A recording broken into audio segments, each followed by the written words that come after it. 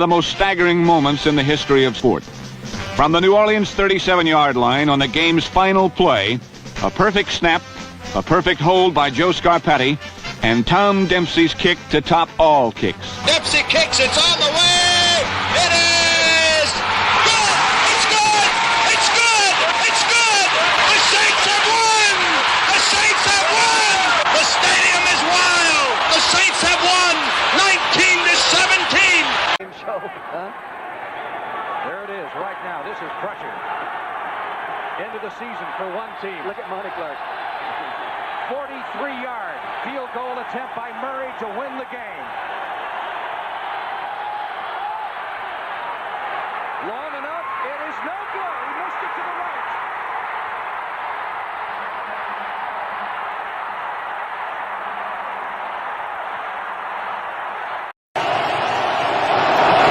On its way.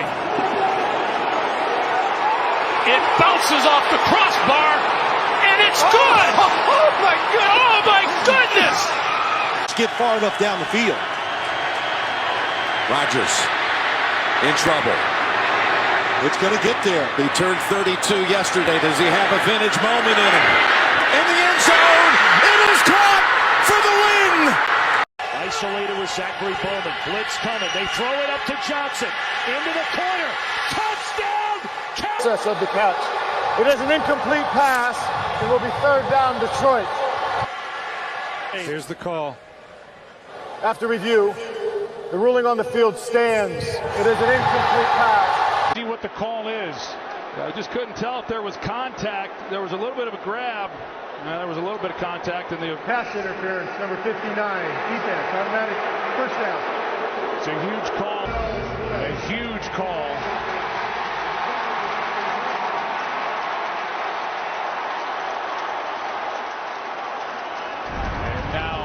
They're going to pick up the flag. Wow. Boy, that was late. Play action. End zone. There it is! Unbelievable! The two-point try is good. What else could it be? Touching by number 68.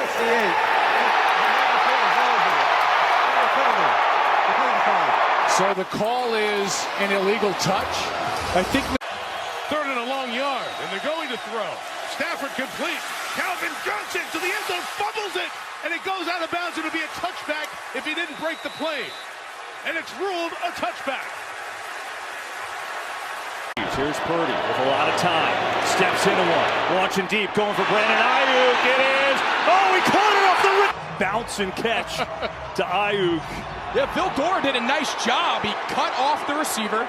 In 1971, the Detroit Lions were playing the Chicago Bears. Wide receiver Chuck Hughes suddenly fell to the turf, clutching his chest. At first, players thought it was a normal injury, but moments later, Hughes was gone.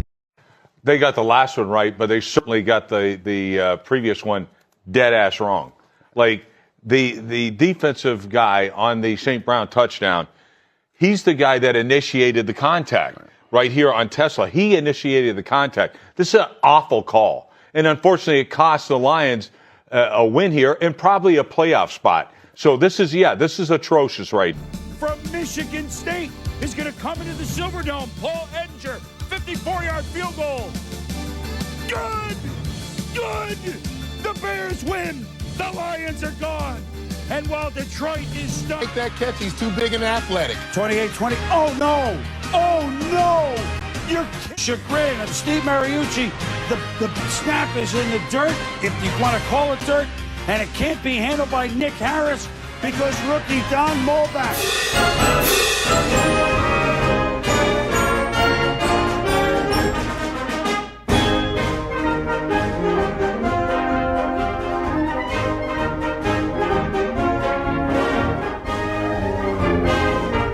Hello, Detroit Lion fans. Thank you for joining me for another edition of Detroit Lions Tortured Fans podcast. I'm your host, Barry Schumer, and I'm coming to you again on August 20th. My previous podcast was this morning on August 20th, and we've got some interesting developments with our players just since I talked to you this morning. But I want to start off with a follow-up from Dan Campbell. I spent a lot of time on the previous podcast talking about our great head coach, Dan Campbell. I forgot to mention two of his greatest lines ever when he had his press conference when he was introduced. He talked about his players getting up from underneath the pile and biting their kneecaps off of the opponents. He said that we'll do it again and we'll bite the other kneecap off. So he really got fans' attention. People thought, wow, that's an interesting way to start your stint as the new coach of the Detroit Lions. But we came to love Dan Campbell and understand that he is one tough guy and played football in a very tough way. He talks about a player's ability to play violently. Obviously, biting kneecaps off would be pretty violent. The other great line he had was, I don't care if you have one ass cheek or three toes, we're going to beat your ass. So these are the kind of things that he says that are make him very endearing to fans, and we know that one day he's going to hold that Lombardi trophy. And I guarantee he's a very emotional guy. He's going to cry like a baby. And a lot of people in Detroit are going to cry like babies because it's been a long time since 1957. 69 years to be exact. You hear me talk about that timeline all the time. 69 years this year since the 1957 championship. Okay, so as we move forward, now that I've wrapped up the Dan Campbell, you must understand that I have had a real love-hate relationship with our Detroit Lions over the last 50 years, 50 to 60 years. 90% of the time I love them. I can't wait to see them play. They're incredibly entertaining. I'm very proud of them representing the city of Detroit where I was born and raised. But about 10% of the time, they piss me off and disappoint me and crush me so badly that I go through periods of hours and days where I really hate them. I mean, I hated William Clay Ford for many years because he clearly had no idea how to run an organization and get us toward anywhere near a championship again. And there was just times I was just so frustrated with the GMs, the coaches, the players, that, I mean, I would crack sometimes. This team can get you to crack. You can have a nervous breakdown, and you can just go a little crazy because the amount of how much you love them versus how much they can disappoint you and crush you can destroy a person. Anyway, what I'm about to sing to you is a song I rewrote. I rewrote their song, Gridiron Heroes. Their great classic fight song that the guy at the stadium at Ford Field always sings after any score for the Lions, whether it's a field goal or a touchdown. Guy's got a great voice, been doing it for years. And the song is a classic, great song. But during one of my times of anger and hate toward the Lions, this is back in the original book I wrote in 2004, so it must have been sometime around that time, I rewrote the words to the song. And you're going to again have to excuse my voice. I don't have a great voice. But here we go. Backward down the field, a doubting team that always yields. And when the blue and silver wave, close your eyes and pray, rah, rah, rah, go soft, lose the game. With shame you will keep your name. Retreat the field and gain another Lions loss. Again, I titled that Gridiron Zeros, and it was an expression of how frustrated I was with the team back in the early 2000s. Now, obviously that song no longer applies because we've got a goddamn good football team. We have a great coach, and we have a great general manager, and we have a great owner. So that's the past. But until they get to the Super Bowl and win the Super Bowl, we're going to be somewhat haunted by their past. It's always going to come up. You're always going to have people after a bad loss saying, same old Lions. You're going to see me talk. I've already talked several times about it. Is the jinx of Bobby Lane still alive? You know, and until we get to that Super Bowl and win it, who knows? You know, it could be, because we've had some pretty weird things happen, even in the last 5 years under Dan Campbell. So we're going to see. Now, the news I have about the players is just startling and unbelievable. My buddy wrote me today, texted me, after I did the podcast this morning, that Sam Laporta is injured, has a hip injury, and it's significant enough that they're saying he might miss the opening game against the Saints September 13th. So, I mean, you're looking at then a month recovery from this hip injury. It's not just a little bruise. If somebody like that's going to be out, and of course he had the back surgery last year, he's a very key component to the Lions' powerful offense. So that was sort of upsetting when I heard that. And then a couple hours later, he writes me that Rakestraw left practice with a leg injury. And he hurt his leg with no contact with anybody, just somehow pulled up. I don't know if it's a muscle, a hamstring, an ankle, an Achilles, who knows. But Rakestraw has been injured the entire 3 years he's been with us. Second-round draft choice. I have very little hope of him contributing to the team this year, as I have very little hope that Kirby Joseph is going to contribute to the team. You know, you have to be healthy to play this game. That's all there is to it. I mean, it's a hard enough game if you're perfectly healthy, let alone just getting over injury after injury after injury. So we'll see what happens with those two players, but that was not good. That was not good news today about our two important players. Now, I want to talk a little bit tonight about something that happened many years ago in 2008. The famous national sportscaster Jim Rome had a fantastic national broadcast about our Detroit Lions. You obviously remember the date, 2008, that year is the year we went 0-16, and Dan Campbell happened to be a tight end on the team that year, so he knew what it was like to suffer through a horrible season. I mean, he had a pretty bad season his first year as coach with the Lions at 3-13-1, but the 0-16 was historic. And I want to read you a little bit from my second edition of the book, what Jim Rome said back then. That's the cover of the second edition. Calvin Johnson, 7 years later, and I still don't believe it. Same old Lions, question mark. Yeah, that's the process of the catch, one of my 11 tortured videos that you saw before I came on today. So this is what Jim Rome had to say back in 2008. Look, I hate people who jump off and on bandwagons, and most of all, I hate that I've become that guy. But did you see the Lions Sunday? They fall behind 21-10 at halftime against a red-hot Colts team, an Indy team looking for their 7th win in a row. They should have done what I've always said I would do if I ever found myself in Aaron Ralston's position. Ralston, of course, was the mountain climber that got trapped under a huge boulder on the side of a mountain.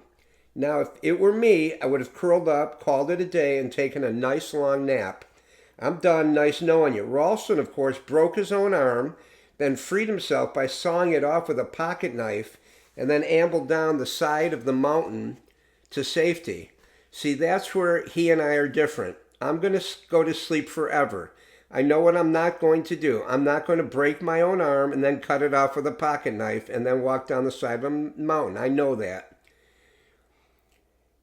If you don't man down and finish this thing, it will be the biggest choke job in the history of the NFL. I'm telling you, they're not giving up. They haven't resigned themselves of being the biggest chumps ever.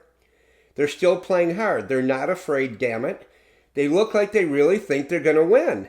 Rod Marinelli is staying the course. His shovel is sharp, his will is outstanding, and that crap is rubbing off on his players in a very bad way. In a way that I hate. Look, I'm calling you chokers out. I'm calling you chokers out. Don't do it. To come this far and to choke and win, it is cowardly and unforgivable. Man down, finish it. Man, I am terrified, terrified. My shovel is dull as hell and my will is crumbling. Man down, don't you dare choke on me and win. You know what it is, too? It's freaking Rod Marinelli's will. It's outstanding, and these guys think they can win. How does a team that's lost 21 of 22 games think they can win? It's because the old man's shovel is sharp and his will is outstanding. There is no other way to explain it. There are other teams they could beat right now, trust me. That was a very funny bit by Jim Rome. It was so funny I put it on a CD, and my buddy and I, when we go on a yearly golf trip, we play it every year to remind ourselves. We were just cracking up. Jim Rome would talk about how his dream was to see a team go 0-16 to run the table in reverse. Now, unfortunately, years later, the Cleveland Browns had to go spoil our unique record by matching an 0-16 season. I wanted that record of futility all to ourselves. but that's the way it goes. Detroit and Cleveland, 2 of the 4 teams that have never played in the Super Bowl. So you can't be shocked about that. Anyway, Lion fans, that's it for today's episode. Jinxie, you heard the story.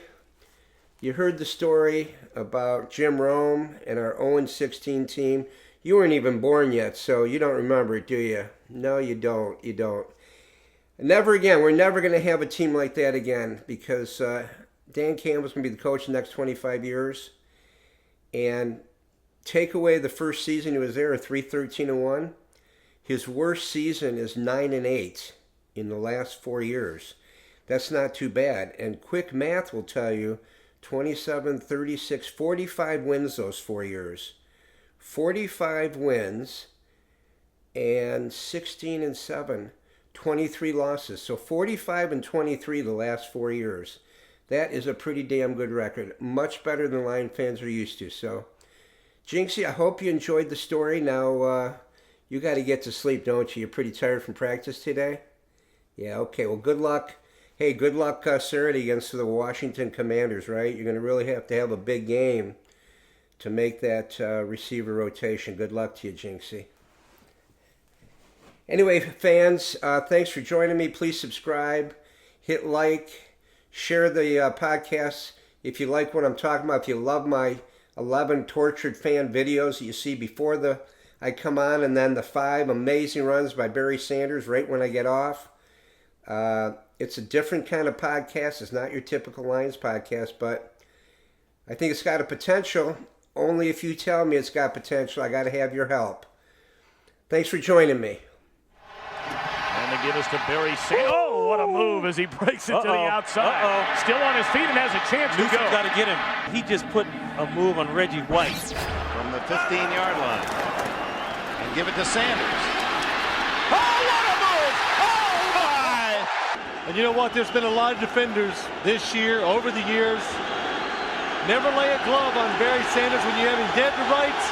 Otis Smith, he just joins that list. The third wide receiver for the Lions.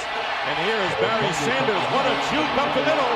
And Barry Sanders into Tampa Bay territory.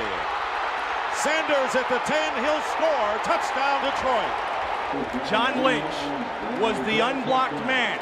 His jockstrap is laying, think still, on about the 20-yard line. Sanders found the hole. Puts the move on. Oh, look out. Watch this. He turns him completely around. Watch this. Here, goodbye, hello, where are you? Thank you. Got it away to Barry off the right. Barry to the 45 and bumps to the 40, breaks it 35, 30. He's gone. Unbelievable. Touchdown, Lions, Barry Sanders. Oh my gosh, what a run. 6 Cowboys missed him.